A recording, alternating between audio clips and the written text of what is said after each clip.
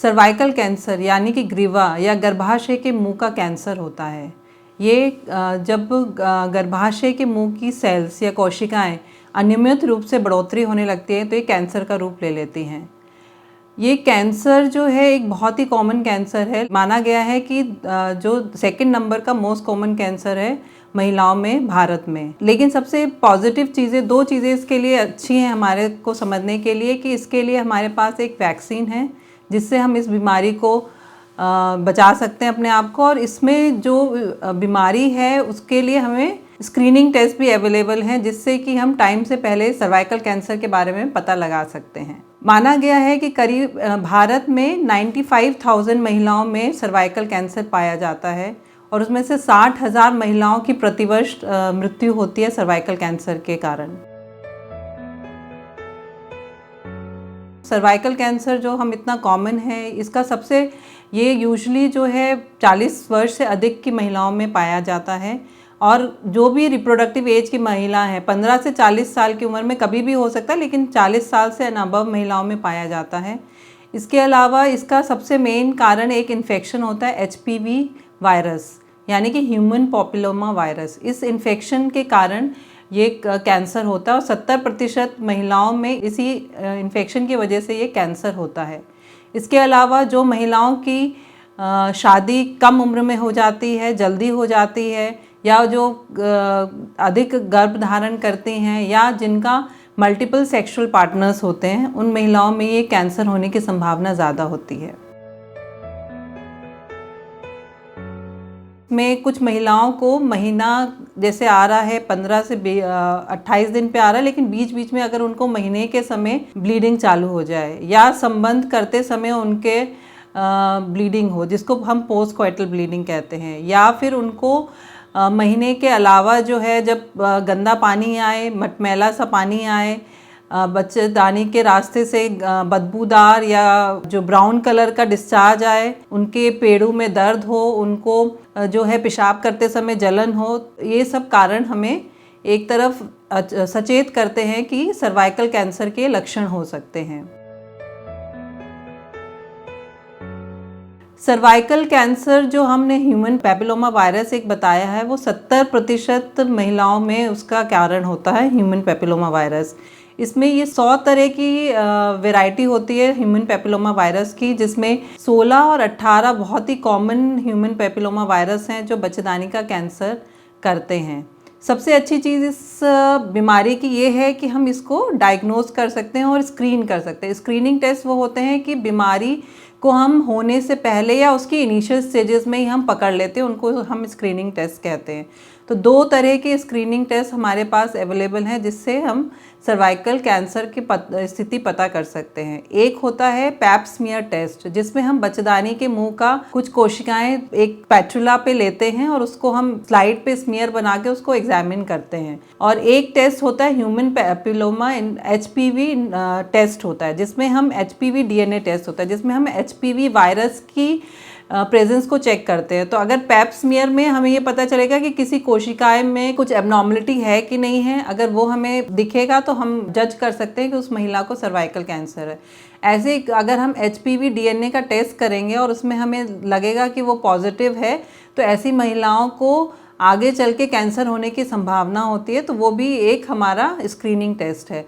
ये pipe smear का test हम जो भी महिला होती है 20 साल से 25 साल की उम्र की महिला में हर 3 साल पे ये पैप स्मीयर का टेस्ट करते हैं। उसके साथ अगर हम DNA टेस्ट भी कर रहे हैं, पैप स्मीयर और DNA टेस्ट कर रहे हैं, तो हमें ये टेस्ट हर 5 साल पे रिपीट करना पड़ता है। अगर इसमें कुछ भी चीज़ पॉजिटिव आती है तो अब हमें फर्दर टेस्ट करने पड़ते हैं। जैसे हमें उसको बच्चेदानी को दूरबीन से चेक करेंगे, अगर उसमें हमारा कोई भी एबनॉर्मल एरिया आएगा तो हम उसकी बायोप्सी लेते हैं। तो एक स्क्रीनिंग टेस्ट हो गया। स्क्रीनिंग टेस्ट करने के बाद उसको हमें कंफर्म करने के लिए 1 या 2 टेस्ट करने पड़ते हैं और स्पेशली हमें बायोप्सी तो ज़रूरी लेनी पड़ती है।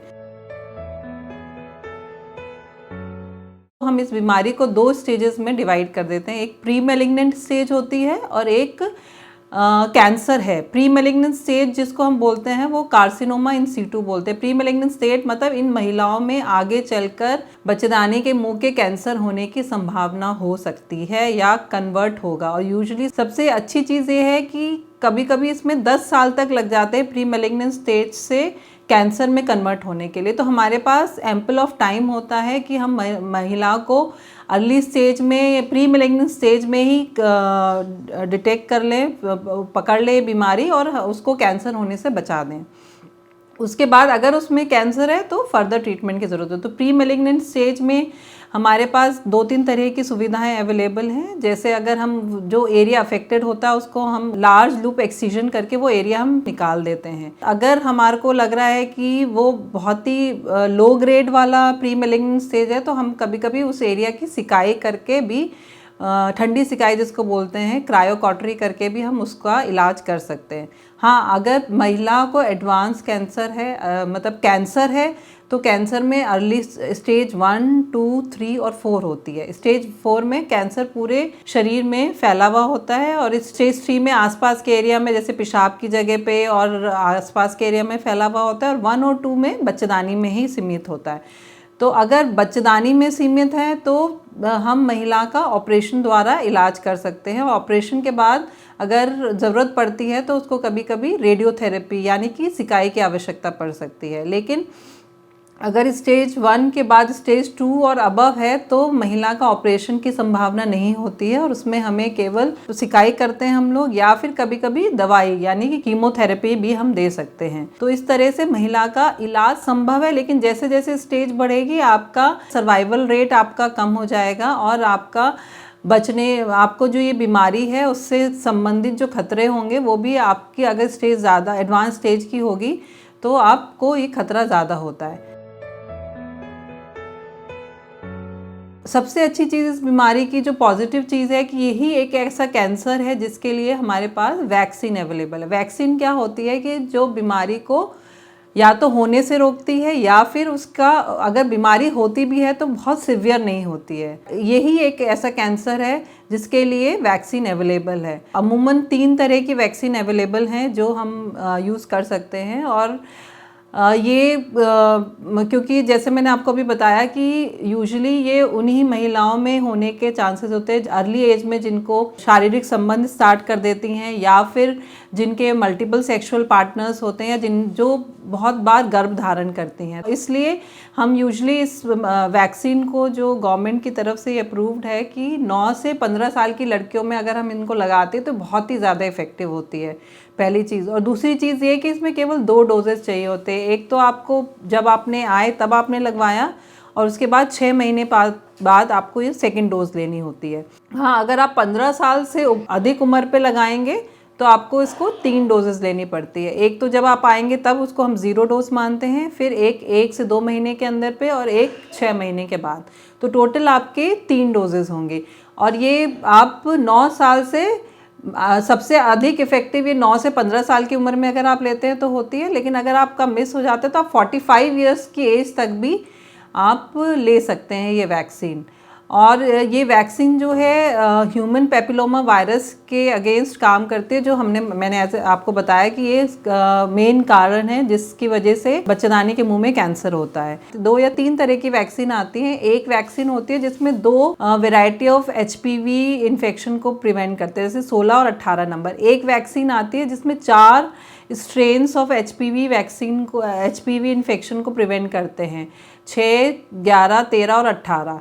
और एक वैक्सीन आती है जो नैनो वैक्सीन 9 नंबर के, जिसमें 9 स्ट्रेन्स ऑफ HPV को वो करते हैं, प्रोटेक्शन करते हैं। तो इंडिया में अभी हमारे पास 2 स्ट्रेन वाली और 4 स्ट्रेन वाली वैक्सीन अवेलेबल हैं। और देखा जाए तो 2 स्ट्रेन वाली भी इक्वली इफेक्टिव है, क्योंकि 16 और 18 नंबर वाले कॉमनली पाए गए हैं जो इन्फेक्शन कॉज करते हैं। ये बहुत ही हमारी क्वेरी होती है। वैसे तो बहुत ही यूजुअली ये हम महिलाओं में लेट स्टेज में पाया जाता है, क्योंकि इसका एक प्री मैलिग्नेंट स्टेज होती है, फिर कैंसर वाली स्टेज होती है। लेकिन कभी कभी क्योंकि आजकल महिलाएं 40 साल या 45 साल की उम्र में भी गर्भ धारण कर रही हैं, तो अगर किसी को सर्वाइकल कैंसर हो जाता है तो उसको वो गर्भ धारण कर सकती है, लेकिन उसमें हमें जब हम उनकी सर्जरी करते हैं तो हम उसमें फर्टिलिटी स्पेयरिंग सर्जरी करते हैं। जैसे कि अगर हमें लग रहा है कि बीमारी एडवांस स्टेज में नहीं है, स्टेज 1 में है, तो हम केवल उसके बच्चेदानी का, मुंह का वो हिस्सा जो कैंसरस है वो निकालते हैं और फिर हम उसको प्रेगनेंसी के लिए 6 महीने से 1 साल के अंदर प्रेगनेंसी के लिए अलाउ करते हैं। हमें बहुत सारी टेक्निक्स हैं जो अवेलेबल हैं कि आपको बीमारी के बाद भी गर्भ धारण कर सकते हैं, लेकिन आपको इसके लिए विशेषज्ञ से मिलना पड़ेगा। जैसे क्रायो प्रिजर्वेशन हो सकता है, आपको अपने अंडाशय को स्टोर करवाना पड़े, हो सकता है आपको सरोगेसी की तरफ जाना पड़े, हो सकता है कि आपको टेस्ट ट्यूब बेबी की तरफ जाना पड़े। तो सब तरह की सुविधाएं अवेलेबल हैं, बट आप किस उम्र में आपको ये बीमारी हुई है उसके हिसाब से उसका इलाज होता है और उस हिसाब से आप प्रेगनेंसी भी कर सकते हैं। तो इसलिए नाउम्मीद होने की कोशिश का ना सोचें। ये 3 स्टेज में हम इस बीमारी को रोकते हैं। पहला मैंने आपको बताया कि आपको कोई भी सिम्टम होता है तो आप तुरंत डॉक्टर से संपर्क करें। स्मोकिंग भी एक कारण माना गया है जिसकी वजह से ये कैंसर जो होता तो क्या है, लेकिन बढ़ता है, तो इसलिए स्मोकिंग अवॉइड करना चाहिए। और जो है जितने भी यौन संबंधित इन्फेक्शन हैं उनके लिए दवा करना चाहिए, प्रोटेक्शन करना चाहिए। दूसरा चीज़ जो है, अब हमारी जो लड़कियां हैं 9 से 15 साल की लड़कियों को ज़रूर ये वैक्सीन लगना चाहिए, क्योंकि एक यही वैक्सीन, इसी एक कैंसर के लिए वैक्सीन अवेलेबल है। तीसरा पॉइंट हम बताएंगे कि आप जो है नियमित रूप से हर 3 साल पे पैप स्मीयर कराएं, या अगर HPV टेस्ट कराएं तो हर 5 साल पे अपना एक ये टेस्ट कराएं। अगर आपकी जांच में स्क्रीनिंग टेस्ट में कुछ भी पॉजिटिव आता है तो उसके लिए आप डायग्नोस्टिक टेस्ट ज़रूर कराइए और उसका इलाज करवाइए। अगर आपको कैंसर हो जाता है तो अगर अर्ली स्टेज में होता है तो इसके प्रोग्नोसिस भी बहुत अच्छा होता है और इसमें आपके लाइफ सर्वाइवल रेट और उसमें भी कोई ज़्यादा दिक्कत नहीं होती है। तो बचाव का यही उपाय है कि आप जागरूक रहें और टाइम टू टाइम वैक्सीन ले लें और अपना पैप स्मीयर का स्क्रीनिंग टेस्ट कराते रहें।